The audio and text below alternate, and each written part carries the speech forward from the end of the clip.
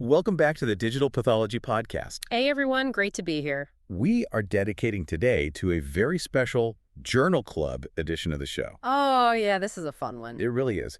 And our mission today is to answer a question that is, likely occupying a massive amount of brain space for you, the trailblazer, listening to this right now. The question that's basically on everyone's mind in the field. Exactly. Huh. Can today's most advanced, state-of-the-art artificial intelligence actually read a pap smear? Right, not just text, but actually look at a slide. Yes, and to find out, we are tearing into a brand new paper.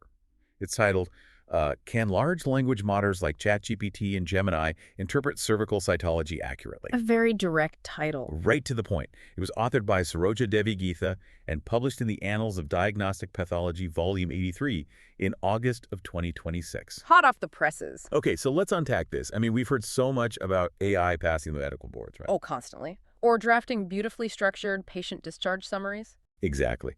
But handing an AI a microscope slide and asking for a diagnosis, that requires an entirely different set of cognitive or, computational muscles. It forces these models out of the neat, structured world of language, and throws them into the highly subjective, visually chaotic realm of human biology. Visually chaotic is the perfect way to phrase it. Yeah, because we're watching artificial intelligence sweep through healthcare, right?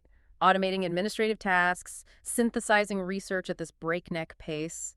But cytology has remained like a largely uncharted frontier for large language models. Primarily because the entire discipline just defies simple categorization. I always think about it in contrast to other fields of medical imaging. How so? Well, usually when we discuss a medical diagnosis, there's an expectation of absolute undeniable precision. It feels like engineering. Oh, I see what you mean. Like an X-ray. Yes. You fall off your bike, you break your arm, the X-ray spits out an image with a jagged white line through the radius bone, and the doctor just points to it. Right. The diagnosis is structural. It's binary. And it's glaringly visible.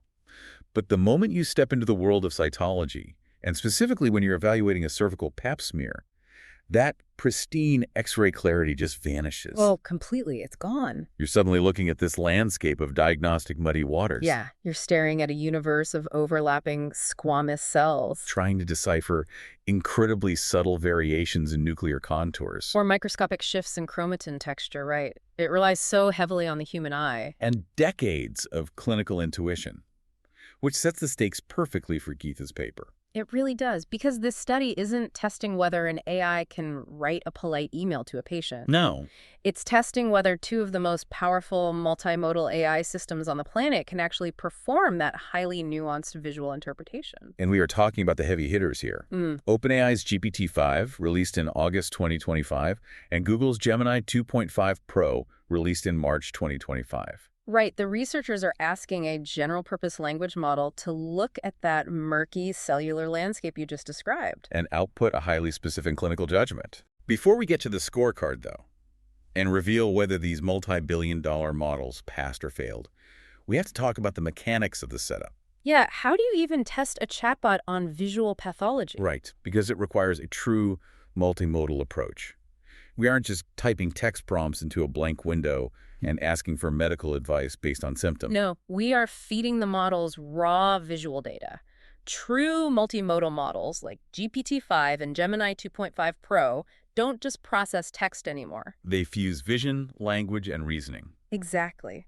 When you upload an image to these models, they break that image down into thousands of visual tokens. Oh, wow. Yeah, they map the spatial relationships, the pixel densities, the color variations. And then they cross-reference that visual map against their massive internal training data. Which includes, everything from medical textbooks to Wikipedia articles. That's wild. Taking a general-purpose model, trained on the open internet, and throwing it into a cytology lab is a massive conceptual leap. It really is. Because, just to frame this for you as a trailblazer working in this space, we already have purpose-built tools for this. Right. We have FDA-approved systems. Exactly. Like the Hasa Genius digital diagnostic system. Yeah. And those were designed from the ground up, trained exclusively on thousands of pap tests, just to assist in screening. They are highly specialized. So taking an AI that can, write Python code or generate a recipe, and asking it to diagnose cervical lesions, it's incredibly novel. And the methodology Geetha used to bridge that gap is actually pretty elegant in its simplicity. Walk us through it. Well, They pulled 100 digital cervical pap test images directly from the Hasanagic education site. Okay, 100 images. Right. And the models were prompted to examine the images and provide a diagnosis strictly using the third edition of the Bethesda system for reporting cervical cytopathology. It's a very specific reporting standard. Exactly. They even included additional specialized images specifically for cases involving infectious organisms. Like trichomonas or candida? Yeah, exactly. Okay, I have to push back on the parameters of that methodology for a second. Go for it. Specifically the volume. I mean, if we are evaluating the bleeding edge of artificial intelligence models trained on literally trillions of parameters across massive server farms, is a sample size of 100 cases really enough to prove anything? I get what you're saying. It just feels like testing a supercomputer with a third-grade math quiz. Yeah. It's a microscopic drop in the bucket compared to the volume of slides a human cytopathologist sees in a single month. It's a totally fair critique, and honestly, it's one that frequently surfaces when evaluating clinical AI. Right. The power of this particular setup, however, lies in data quality over data quantity. Okay, how so? Well, the images pulled from the Hologic education site are not random, messy, real-world smears pulled from a busy clinic on a Friday afternoon. Oh, I see. The Hologic-provided diagnosis for each of these 100 cases is considered the absolute gold standard. These images are curated. So they are the most pristine representative examples of their respective pathologies. Exactly. You are giving the AI the clearest, most textbook look at the cellular abnormality possible. So it's essentially the ultimate idealized final exam. Yeah, we are serving them perfectly pitched slow balls. Because if they strike out on these beautifully curated textbook examples, they have absolutely zero chance of surviving the messy, artifact-ridden reality of a live hospital lab. That is the exact underlying logic. They are asking these generalist models to perform a specialized task right out of the box. Without any prior fine-tuning on proprietary pathology data sets. Right. It is a pure benchmark test of their baseline multimodal reasoning capabilities. Okay, so we have the gold standard, we have the AI's best guess, and we have the rigorous setup. The stage is set. The obvious next step is uncovering how the AI actually scored. And the top-line verdict will likely provide a deep sigh of relief for any cytopathologists listening to this. Let's hear it. Neither GPT-5 nor Gemini 2.5 Pro is suitable for independent pap test interpretation. Not yet, anyway. Okay, let's break down the exact numbers because the devil is entirely in the details here. Oh, absolutely. When looking at exact diagnostic matches, meaning the AI looked at the image, analyzed the visual tokens, and nailed the precise Bethesda category without any deviation, Right. the performance was decidedly mediocre. Very mediocre. GPT-5 achieved an exact match rate of 47%. Yeah. And Gemini 2.5 Pro hit 48%. Yeah. If we're being brutally honest, that is basically a coin toss. It is, but the researchers didn't stop at that surface-level exact match. What did they do next?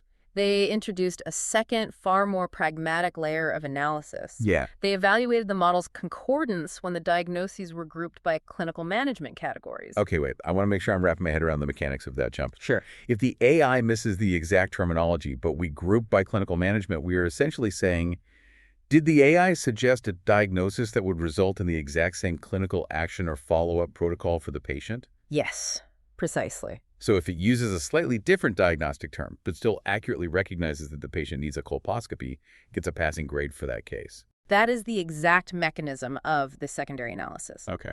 And when evaluated through that lens of clinical utility, the concordance rate for both models jumped significantly, Up to what? averaging around 66%. So let's pause and be real for a second. Yeah. If you are a patient waiting anxiously on a cancer screening, and the lab director tells you that the algorithm evaluating your cells gets the clinical management right 66% of the time, that does not inspire a shred of confidence. No, it really doesn't. I mean, in the realm of high-stakes pathology, a 66% success rate is still a failing grade. It means 1 out of every 3 patients might receive the wrong follow-up protocol. Oh, if we only look at this as a finalized product ready for deployment tomorrow, 66% is absolutely unacceptable. Right. But if we connect this to the trajectory of artificial intelligence, Okay. that jump from a 47% exact match to a 66% clinical management match is a massive glowing signal. Really? How so? It demonstrates that these models are no longer just regurgitating memorized text or performing rudimentary pixel matching. They are actually beginning to grasp the clinical implications of what they are seeing. Ah, They are stepping over the threshold into actual medical reasoning. so they are capturing the underlying vibe of the disease, so to speak. Yeah, that's a good way to put it. Like, the model might not be able to perfectly classify the cellular anomaly with the exact Bethesda vocabulary word, Right. but its underlying neural network recognizes that the image is abnormal enough to warrant a specific escalated medical protocol. Exactly. And that is a massive leap from where image recognition was even just 2 years ago. That makes sense. It shows an understanding of severity and consequence rather than just geometric pattern recognition. And that 66% average actually obscures a much deeper, far more fascinating story. Oh. Yeah, when you open up the hood of this study and look at the specific errors each model made on those 100 cases, the two systems did not fail in the same way. Oh. They displayed vastly different diagnostic tendencies. It's almost as if GPT-5 and Gemini have entirely different diagnostic personalities. Personalities. I love that. Let's dig into that. The divergence in their failure modes is perhaps the most critical takeaway from Geetha's entire paper. Okay, let's start by putting Gemini 2.5 Pro under the microscope. Let's do it. Gemini showed a dramatically higher overall sensitivity. It hit 84% sensitivity compared to GPT-5's 74%. Right, it was highly sensitive. It was also incredibly effective at detecting infectious organisms, things like trichomonas or cellular changes from herpes simplex. It scored 71% there. Which is impressive. While GPT-5 completely bombed that category with a dismal 20%. Yeah, GPT-5 missed those. So Gemini catches the bugs. It catches the bugs, yes. But that impressive sensitivity came at a steep clinical cost. What's the trade-off? Gemini demonstrated a massive tendency to overcall cases. Oh, overcalling. Specifically, it aggressively flagged cases as HSIL high-grade squamous intraepithelial lesions. It achieved an 82% concordance in the HSIL category, which sounds fantastic until you read the paper's explicit note that this high score was largely a byproduct of the model simply guessing HSIL at an incredibly high frequency. Oh, wow. So it's just spamming the high-grade alarm. Exactly. And because of this constant overcalling, Gemini's overall specificity was dragged down to just 71%. Let's think about the underlying mechanism of why an AI might do that. Yeah. We know that in a pap smear, cells often clump together, right? Like often, yeah. You have dense, overlapping three-dimensional clusters compressed into a two-dimensional digital image. Right. So if Gemini is breaking that image into visual tokens, it's likely looking at those dark, overlapping cellular clumps, misinterpreting the density as hyperchromatic nuclei, and aggressively flagging them as high-grade precancerous lesions. It's a very plausible theory. It literally cannot decipher the spatial layers of normal overlapping cells, so its algorithm assumes the absolute worst. The model lacks the specific visual refinement to separate a benign cluster from a malignant nucleus, so it defaults to a hypersensitive alarm state. It behaves exactly like an overly anxious first-year medical resident. Yes, exactly. You know the archetype. They're absolutely terrified of making a catastrophic mistake on their first day in the lab, so they flag every single minor cellular irregularity as a high-grade emergency. They refuse to miss anything. Right. They catch all 71% of the infectious organisms, but they are recommending a colposcopy for perfectly healthy patients. They are hypersensitive, but entirely lack refinement. And that lack of refinement creates a bottleneck. Now, contrast that anxious behavior with how GPT-5 processed the exact same set of images. Okay, so GPT-5 operates like the much more measured academic student. Yes, much more measured. It demonstrated slightly better specificity, coming in at 74%.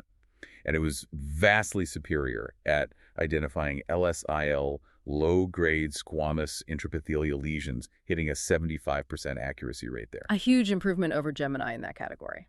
It also performed much better at distinguishing the incredibly tricky glandular lesions that Gemini struggled with. What? But its blind spot is glaring. Like we said, it completely misses the obvious bugs, scoring only 20% on infectious organisms. It's fascinating. It spots the subtle nuance of a glandular issue, but misses the massive red flags of an infection. Mechanically, this suggests GPT-5's architecture might be heavily optimizing for broad, global structural patterns across the entire slide. Ah, looking at the big picture. Right. It is looking at the overall cellular arrangement to accurately classify those subtle, low-grade or glandular changes. Made sense.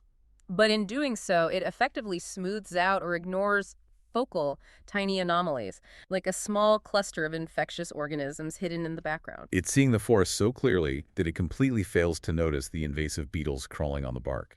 That is a perfect analogy. And this divergence raises a fundamental philosophical question that cuts to the very heart of medical screening. What is? Well, cervical cytology is already a discipline plagued by significant human inter-observer variability. Oh, for sure. You can have two brilliant board-certified experts look at the exact same slide and occasionally disagree on the diagnosis. It happens all the time. So if we are introducing artificial intelligence into this highly subjective mix, what is inherently more dangerous for the patient? That's the million-dollar question. Do we deploy a model like Gemini that constantly overcalls high-grade lesions, inevitably causing severe patient anxiety and triggering a cascade of expensive, invasive extra tests? Or do we deploy a model like GPT-5 that is more measured and specific, but runs the terrifying risk of missing a high-grade lesion or an active infection entirely? Wow. That is the ultimate tightrope walk in pathology. It really is. Missing a high-grade lesion is the absolute nightmare scenario. It represents a missed window for early, life-saving intervention before cancer fully develops. But the flip side is equally destructive to the healthcare apparatus. If a model overcalls everything as HSIL, it floods the entire system with false positives. And it creates a huge backlog for biopsies. It introduces immense psychological stress to the patient, and it completely negates the purpose of having an efficient, streamlined screening tool in the first place. Right. You can't have an autopilot system that defaults to panic mode. And you can't have one that is confidently blind to infections either. Which leads directly to the core conclusion of Geetha's research. These models, in their current out-of-the-box state, cannot be utilized for independent interpretation. They just aren't ready to fly solo. No. The limitations in identifying high-grade lesions with precision, coupled with their varied struggles with glandular abnormalities and infections, they carry clinical implications that are simply too critical to leave to an unsupervised algorithm. So if the AI is either too anxious or too focused on the big picture to do the job alone, where does this leave you? It's a great question. For the lab directors, the cytopathologists, and the cytotechnologists listening right now, how do you actually prepare your lab for the inevitable integration of this technology? Well, the paper outlines a very clear three-pronged path forward to transform these raw models into highly effective adjunctive tools. Okay, what's the plan? To make them viable for the daily cytology workflow, the field must invest in rigorous fine-tuning on proprietary medical data sets, Makes sense. extensive cytology-specific AI training, and crucially, prompt optimization. Okay, that concept right there, prompt optimization in the context of a microscope slide, is totally fascinating. It's wild to think about. Usually when we talk about prompt engineering, we're talking about telling an AI to write a marketing email in a specific tone of voice, Right. Or asking it to summarize a PDF. Exactly. We don't usually think about prompt engineering as cellular diagnosis. No, we don't. So as a trailblazer in digital pathology, does this mean your future job description involves learning the exact linguistic phrasing required to coax a neural network into seeing a lesion? It sounds kind of like science fiction, but it is rapidly becoming science fact. Are we literally going to be typing, act as a world-class cytopathologist and strictly evaluate the nuclear to cytoplasmic ratio in the upper left quadrant of this image? I mean, maybe. We already have robust data from other subfields of medical AI showing that how you frame the clinical context to a language model drastically alters how it weights its visual analysis. Wait, really? Oh, yeah. Giving the model patient history or restricting its diagnostic parameters through a carefully engineered text prompt significantly reduces hallucinations. So the skill isn't just knowing the pathology, it's knowing how to speak the machine's language so it looks at the pathology correctly. Precisely. The underlying shift here is about workflow collaboration. The most vital takeaway for any healthcare professional is that human critical thinking remains the absolute paramount skill. So the machines aren't taking over the lab tomorrow. These multimodal tools are not replacing the human eye anytime soon. The future of the lab belongs to those who learn how to seamlessly collaborate with the AI. Utilizing its computational brute force to cover human blind spots. Right, while applying human medical reasoning to filter out the algorithm's noise. It fundamentally changes the daily workflow. I mean, you might deploy a model like Gemini as a hyper-vigilant, tireless second set of eyes. Sure. It can process 1,000 slides a minute. And because you know it has an anxious personality, you let it flag all 50 mildly suspicious cases. And then what? Then you step in. You look at the clusters Gemini flagged as HSIL, you apply your years of physical real-world context, and you say, no, AI, that is just a reactive change. Or, no, that's just an artifact from the slide preparation. Exactly. You become the ultimate filter for the overcalls. You are transitioning the human role from searching for a needle in a massive haystack to simply verifying whether the needles the AI collected are actually sharp. That is such a cool way to look at it. But to do that effectively, you must understand the specific failure modes of the AI you are employing. Right, you have to know its personality. Exactly. If you know Gemini overcalls, you calibrate your trust to account for false positives.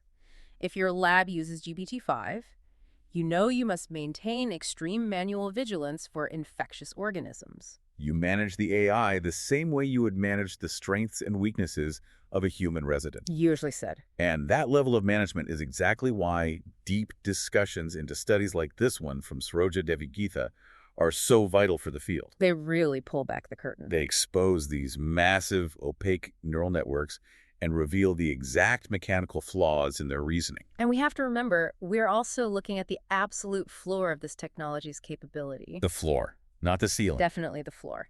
Remember, these models were tested right out of the box. Imagine the diagnostic power when a multimodal architecture like GPT-5 is actually fine-tuned on millions of annotated cytology images. Rather than relying on the general visual training it's scraped from the internet. Exactly. The ceiling for this technology is staggering, even if the current baseline is a bit wobbly. So let's bring all of these threads together. Let's do it. Multimodal AI powerhouses like GPT-5 and Gemini 2.5 Pro are officially knocking on the door of the cytology lab. Loudly knocking. However, based on this rigorous benchmark utilized in the Hologic Gold Standard, they are strictly co-pilots, not autopilots. Very important distinction. They offer a moderate 66% concordance when evaluating clinical management outcomes, but they come saddled with distinct, mechanically driven diagnostic quirks. Yep. Gemini operates as your highly sensitive, constantly overcalling alarm bell, while GPT-5 offers structural nuance, but remains dangerously blind to key infections. A perfect summary. And as we prepare for that future, I think there is a broader paradigm shift to consider. Let's hear it. We spend a lot of time discussing the debate between a model that overcalls versus a model that misses disease, right? Right. But consider this. If we eventually fine-tune an AI that handles the rapid baseline screening of thousands of slides, and its natural algorithmic tendency is to hyperfixate on anything remotely suspicious, the entire role of the human expert flips. Flips out. Instead of spending your career hunting for the elusive presence of disease, your primary daily function might become proving the machine wrong. Oh, wow. Are we transitioning the role of the cytopathologist from a diagnostic expert who finds cancer into an algorithmic auditor whose sole job is to protect healthy patients from the hypersensitivity of the machine? That is a phenomenal paradigm shift to consider. Moving from the person who sounds the alarm to the person who turns the false alarms off. Exactly. That is something you can mull over during your next long session at the microscope. Thank you for joining us for this Journal Club edition of the Digital Pathology Podcast. Thanks for listening, everyone. Stay curious, keep pushing the boundaries of your field, and remember, even in a world dominated by advanced algorithms and massive data sets, the most vital diagnostic tool in the lab is still the human mind deciphering the muddy waters. See you next time.